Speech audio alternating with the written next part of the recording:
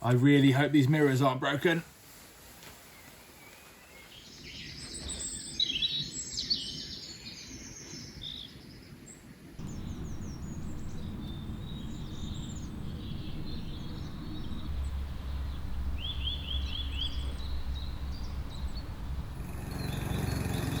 It's the spring, everything's growing, and no matter what other projects we've got on the go, we need to keep on top of nature. And unfortunately, the big mower starter motor isn't working, and we're waiting for a new one to arrive. So I've been keeping my step count up, cutting everywhere with this.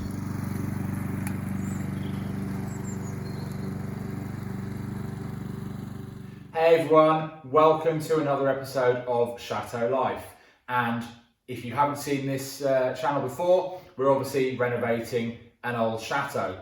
For those of you who have seen our previous videos, we are still working away in this room and we've done the plasterboard.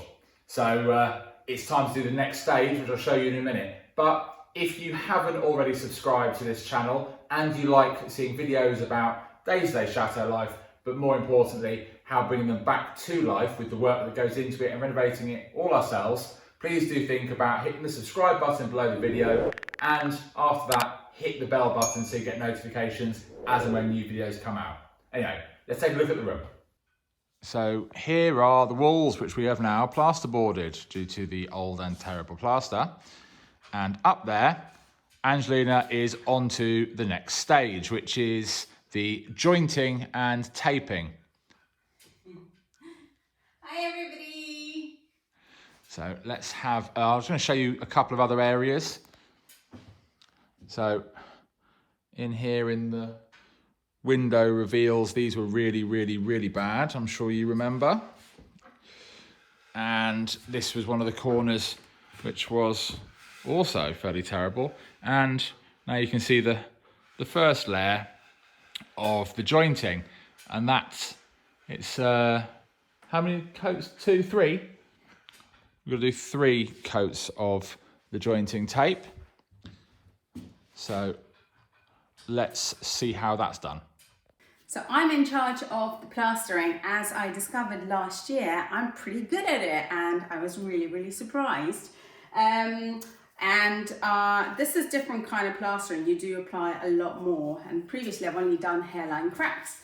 Now it's very simple to do joint plastering in between 2 boards, which I'll show in a second. It's the corners that I kind of struggled with, and Phil got me this special 90-degree angle tool, which you use for corners, which is absolutely awesome that things like that exist.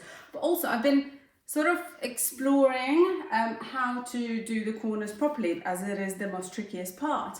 And I've just discovered a really cool way that I find really easy. So come and have a look.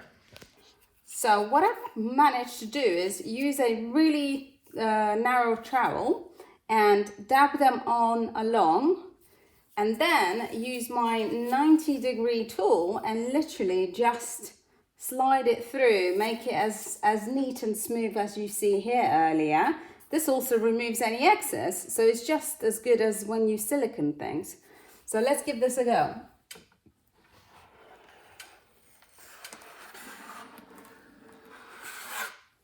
It's brilliant. I really like this. So the more I do this, the more I learn the little like tricks that, you know, make my life really easier. But this is my first time, so I think it's pretty good. Okay, I was going to say to everyone at home, it's not just filler, is it? You've got to put filler in, then you've got to put jointing tape. Which is what I have here, so I'll show that in just a second.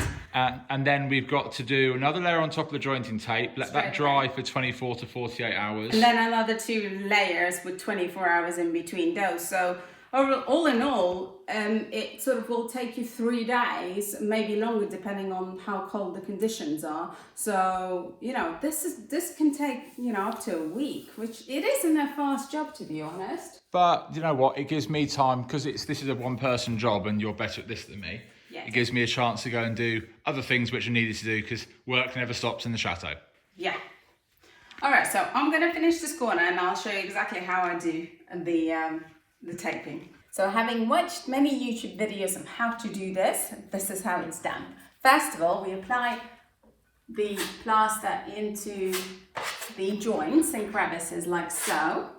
And once you've done it all along, just make sure your plaster is wider than the tape before you put the tape on. And you just go and attach it between the two boards, like so. And then run along to press it, like so. The pressure from the squeegee actually gets the plaster through the tape, and that's what makes it hold secure. Now once I've done that, I'll just need to apply a good amount of plaster over it so that you can hardly see the tape, and obviously then it's another 2 layers with 24 hours drying time in between. So that's the kind of hard part. The rest is kind of easy.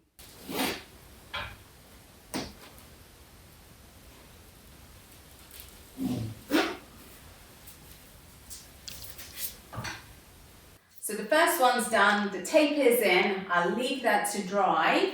The tape is there really to connect the two plasterboards and stop the joint from showing through, and also gives it strength. The other 2 layers of plaster paste is there to smooth it out, so you never see this tape or the change in plasterboard's surface. So it'll be the perfect wall afterwards once it's all done and dry. Now, I've done this one, I've got 2 more to go, so I'm going to get on with that now.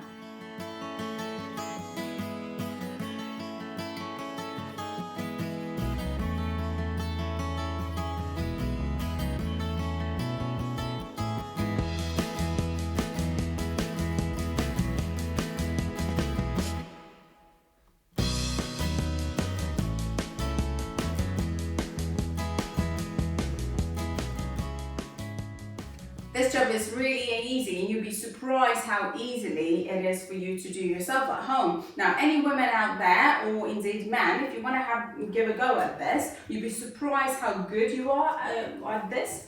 Now, the plaster comes in 2 different forms. The pre-mixed one, which is nice and easy, or if you were to go for the powder version, you have to mix it in to a consistency a bit like, you know when you're whipping a whipped cream for cakes and then it gets to those stiff peaks and you turn the bowl upside down and it's not going to fall on your head? It's exact that recipe, basically, consistency that you want to achieve, which is really funny, but in my mind it kind of sticks.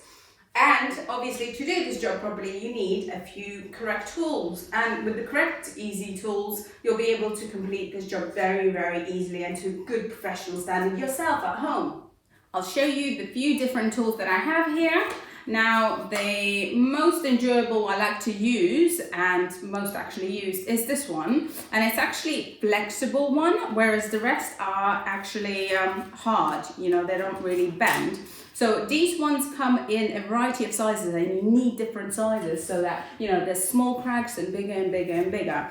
So I like to have a really narrow one because that gets into tight corners and really small gaps. This one is my overall smoother because when it bends, it gets really close to the wall and it creates that beautiful smooth surface. And then of course you'd want to have a really wide one, which is also used quite a lot to have a massive finishing gap. It's great for if you've got big holes to fill because the smoothness of the finish is going to be beautiful. It's as simple as that, a few different tools like this, and you're on your way to getting the job done perfection. And it's easy. Now, this part is the enjoyable part, okay? It's the sanding and the dusty part that nobody enjoys, and it's the bit I'm not looking forward to, really.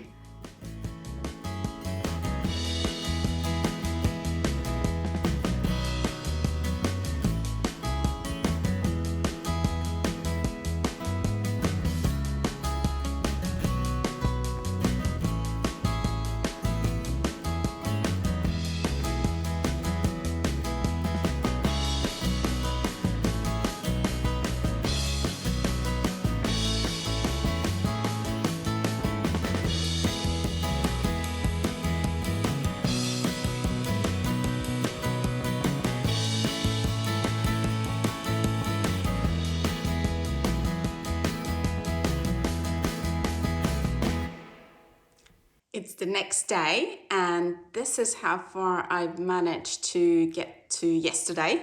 So I did basically one side of the wall, and today I've got to do the back of it. It's looking great. The room is coming together actually now very, very quickly. I'm very happy. It's always nice to get ahead further than you thought you would. So this is really great progress. Now I am just gonna take a little break and go and fetch some gorgeous furniture, because I know you guys are lovers of all things French or all things Chateau. And here is a great opportunity. I found 2 pieces of furniture that we are going to get, which is a French gorgeous armoire with mirrored doors. It's really gorgeous and really curved, and I'm finally gonna have my dream wardrobe all to myself. It will need a bit of work, but it's gorgeous nevertheless, so I'll show you that. And a lovely dressing mirror for my beautiful makeup dressing table that I have sort of makeovered a bit. So I'm really, really excited. So that's what we're doing today. Take a little break from this and just going to fetch those items. You know, you do need to have a better entertainment life in yourself and treat yourself. So this is a little treat for me. So this furniture that we're off to pick up, so Angelina can have her dream wardrobe, is in a village where actually a very long time ago we looked at a small chateau stroke presbytery. We're never really sure what it is. And we've actually then met the people that bought it many years later. And I'm quite looking forward to just seeing from the outside what they've got up to, because it was in a very sorry state. So I don't mind this little journey. Plus, all of the filler's still drying, so can't really do much without it. The sun's out. Isn't it a great day? Yep. And here is that place we looked at all that time ago, and it didn't work for us.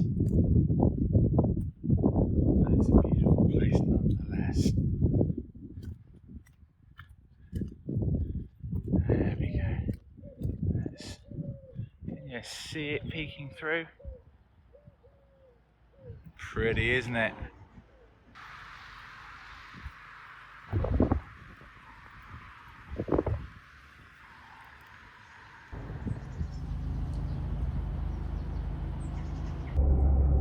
So we actually got the wardrobe in the trailer at the back. We couldn't film it at the location, but we'll show you once we're back home and got the whole thing set up. Billy has strapped it very well indeed, with lots of cardboard and bubble wrap and any rubbish we could find that was soft, so that the mirrors don't actually crack, because that's the key point, isn't it? I'm driving very slowly, as you can possibly tell by the slow scenery outside. But I say we're going to show you when we get back there and film it. If I've managed to break some of the glass on the way, we're not going to be filming this, and you'll never see this segment ever. No, sure.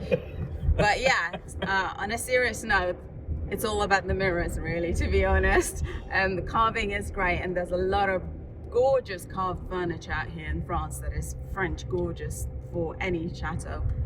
The mirrors are just a rarity, so I'm really, really happy personally. I think it's going to be a wonderful addition for me. No pressure for me then. No. Yeah. Carry on driving slowly. Right, let's make sure it's all still here. Right, yeah. Here we go.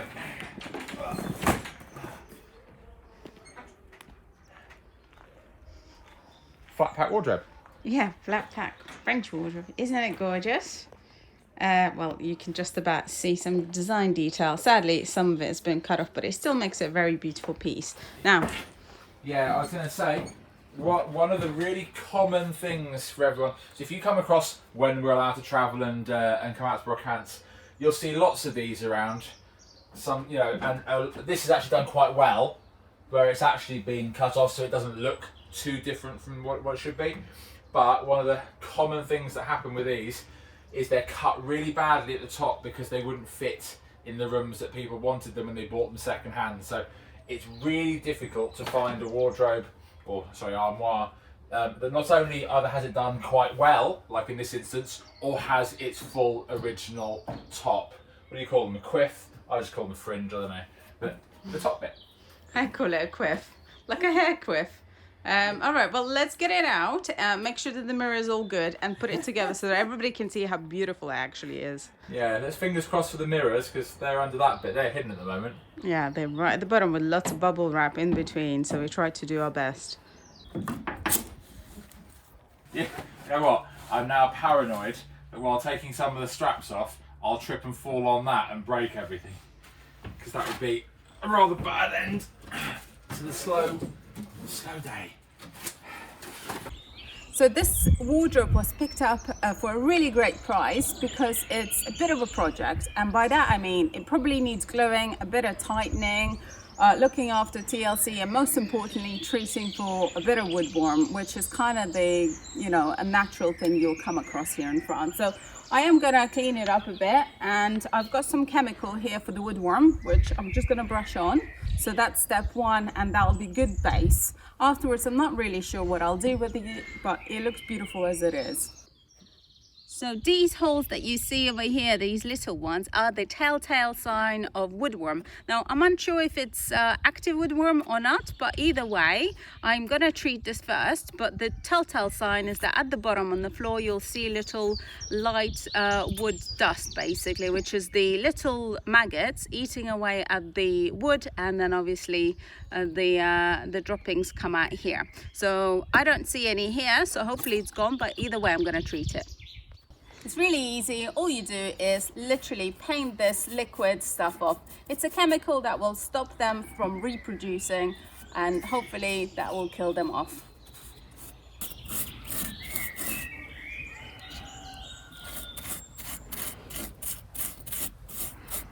So I was just brushing out the floor after taking off this false floor. It turns out that there was double floor because somebody did a bad job of mending it. Anyways, I could hear a little rumbling in the bottom. So as I opened it, I found this. It's 1 franc, 1 French franc, which is so cool because this money no longer exists because everything is euros. So come and have a look at it because it's absolutely gorgeous part of history. Look at it, 1 franc. And this is year dated 1976. That's absolutely fantastic. And that is the back of it. This is the Liberty Lady. Republic of France. This is absolutely a brilliant part of history, I think. I think I shall frame this as its brilliant part of history. Now, obviously, I've pre-treated this, and the next step was to deal with the floor, which was bowing from the inside. So I've noticed that they didn't really do any protection here. And the simplest way, which is the modern way, is to put a plank of wood across and screw it to both sides. I can see that there was a previous repair that they tried to do, so I simply screwed to that and to the back of the wardrobe.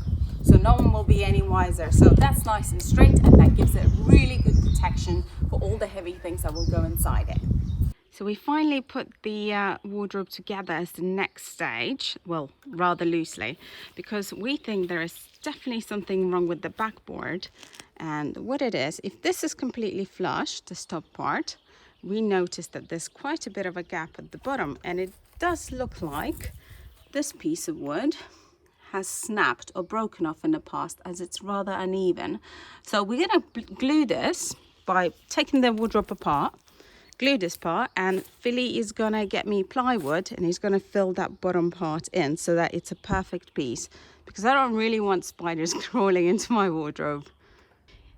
It's the next day now, and it has dried and the glue has set, and now it's solid, and Philly has even managed to cut this board through to put that in. So we're just going to sand it and pop it in there, perfect, and then just stain it so it matches the color for the rest of it.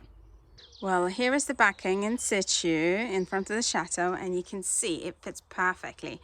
Now we'll have to stain that in situ upstairs in the bedroom, so we better get moving now. The wardrobe itself is up. We fixed the back part of it. Needs staining, but that's fine if we done in situ. And I've avoided this part because it was quite a bouncy road. And this is the part where we get to see whether the mirrors have survived. And I might actually add to that whether I survive, because if the mirrors haven't, this may be my last broadcast, viewers. I've never been so tense about moving a piece of furniture in my entire existence.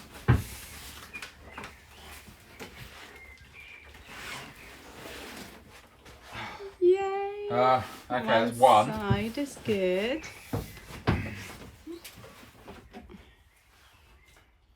Cool, so it's done, huh? I don't need it. Yeah, we're done? Yeah, we're good?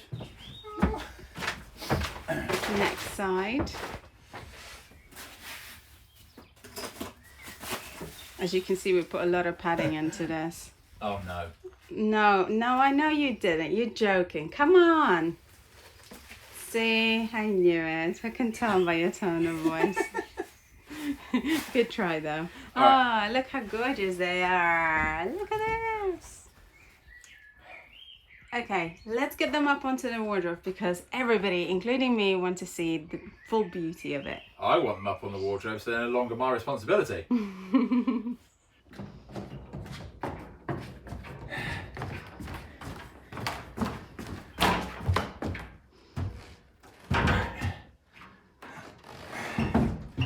Taking a breath a second, but one of the joys of this, if you've ever made a flat pack wardrobe, is having to screw hinges in place. These are just drop on, so that's one less thing to do. Just got to line them up. Our bedroom is something you've never seen, and we like to keep some things private, not to mention the fact that it's probably messy to show you, but you can tell by how beautiful it is. Look at all the light coming in, but that's also why you can't really see me very well. Here is our finished wardrobe. What do we think? Apart from me being in it.